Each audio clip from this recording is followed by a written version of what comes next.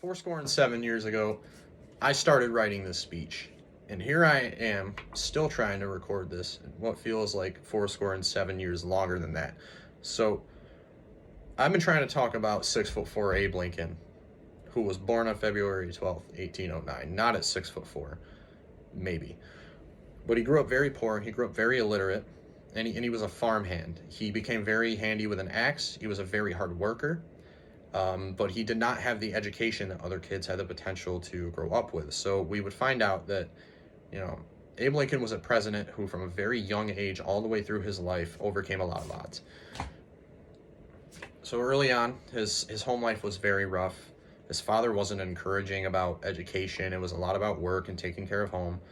And his mom, as well as two other relatives, would die of milk sickness when he was very young. So a lot of the pressure would go on his 12-year-old sister, Sarah, according to the Encyclopedia of World Biographies. All the weight would be on her shoulders to take care of the family. All of the female gender roles that were taken on by his mother were now passed on to her, and she wasn't even really out of childhood yet. So that sister would actually pass away by 1828. And all of these factors would coalesce into an early depression for Abraham Lincoln, which he'd deal with all the way until he died. He put a lot of pressure on himself early on, and maybe a lot of that pressure fell on him, but it would be something that you would see consistently throughout his life. So after leaving home at 22, he would join a militant group that defended against Indian attacks. By 1832, he would run for legislature. But he would not win. He would have the captain thing to fall on for this militant group. It was something he considered himself very proud of, and at the moment, it was what he considered the proudest accomplishment of his life.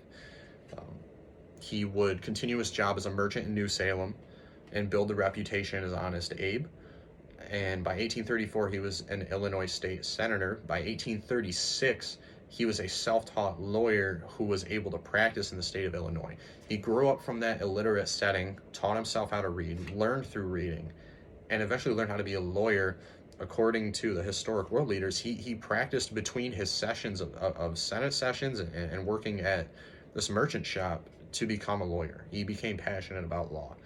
And during this time, he would also meet Mary Todd, who, on their original engagement, it would be called off because of disagreements with her family, but he eventually would marry her by November 4th of 1842. So that was another thing that at first would contribute more to his depression.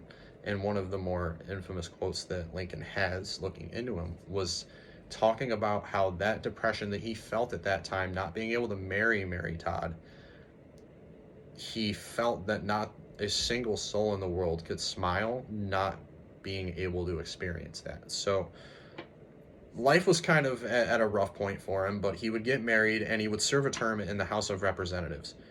He would kind of lose interest in politics and would be more into the law and the other aspects of his life. But when things like the Kansas-Nebraska Act and the Dred Scott decision came around and Republicans were getting really fired up at the time over these things, it brought Lincoln back. He started lobbying for Republican interests in these regards.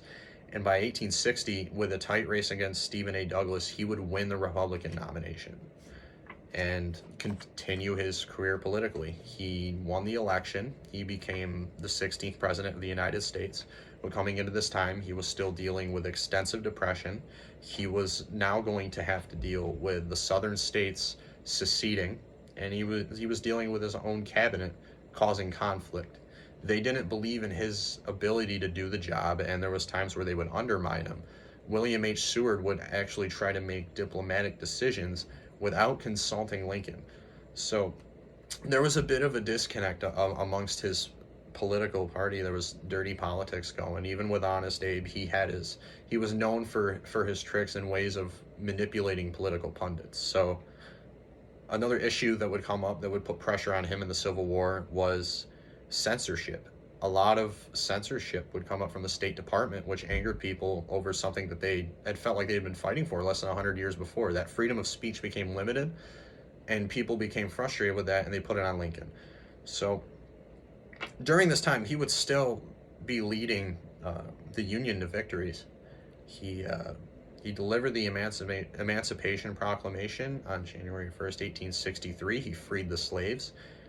He delivered the Gettysburg Address, one of the most famous speeches ever delivered by a president, after a big Union victory. And the quote, "Government of the people, by the people, for the people, shall not perish from the earth," that quote comes from the Gettysburg Address. You'll learn about it in history classes. It's proudly proclaimed as one of those quotes from American history that people think about when we're talking about the rich history of America. So he had that really lasting impact. So by the end of the war, he ends up winning the next nomination, and he uses this opportunity. Even he thought he was going to lose, and he was prepared to have a transition back to the other party. But he was able to then use this opportunity to lobby for the 13th Amendment, get that put through, and ban slavery in America.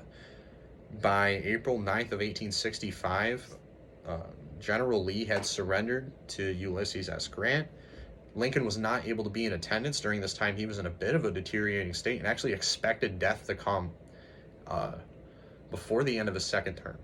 So less than a week later, he would be assassinated, and he wouldn't really get to see the war recovery. He lived with the weight of the war on his own shoulders, and he put a lot of pressure on himself, but he never got to see what would come from the end when the Union finally pulled their victory.